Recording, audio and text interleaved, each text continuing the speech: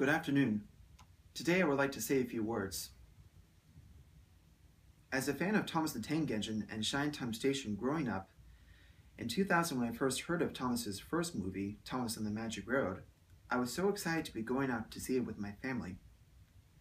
However, I left the theater screaming in terror when it got to the scene where Diesel 10 rips off the scaffolding at the engine shed.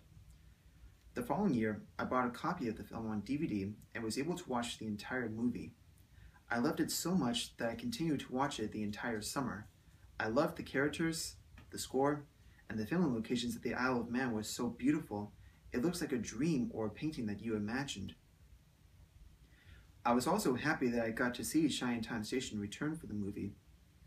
One thing was, in the trailer, where Diesel 10 falls out the viaduct, I noticed what appeared to be a man falling down with him. I thought they just made a mistake, so I didn't take much notice after seeing the trailer.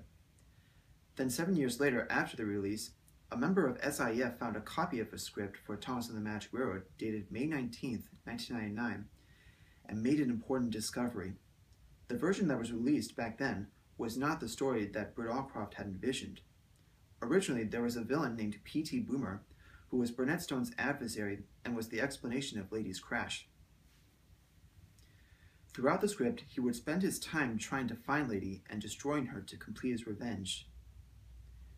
Then in 2009, a clip surfaced on YouTube of the chase scene featuring P.T. Boomer. The word spread quickly, and SIF decided to start a director's cut petition. Upon seeing the scene, that moment where they both fall off the viaduct, I realized I was wrong and wanted to learn more about the director's cut. When I turned 18, I got a copy of the script and read the whole story, page to page.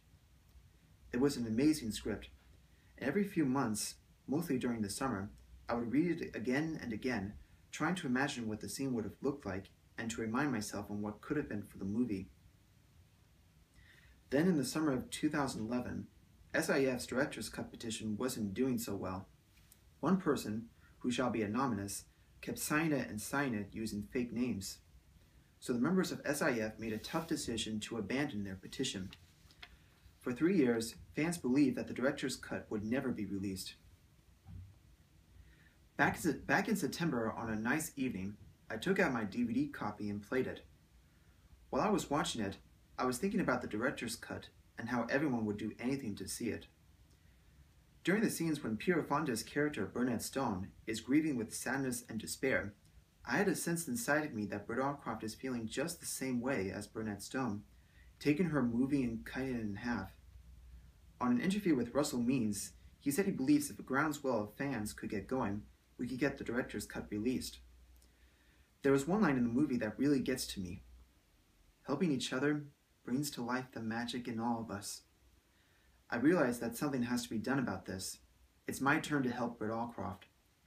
The next day, I started a petition at change.org to release the director's cut of Thomas and the Magic Railroad, and has gotten a lot of attention on Facebook and YouTube, and I will continue to keep it running. As of now, it has gotten over to 142 signatures and counting, and Britt Allcroft and Doug Lennox support the petition. It's time to bring back the true version of Thomas and the Magic Railroad from out of the darkness and back into the light. Don't ignore it. Act on it. Tell your friends, the fans of the director's cut on YouTube, Facebook, Twitter, and many websites. I believe anything could happen. Together with your support, we could make this possible and get the director's cut of Thomas and the Magic Railroad released. So in conclusion, just believe that anything could happen.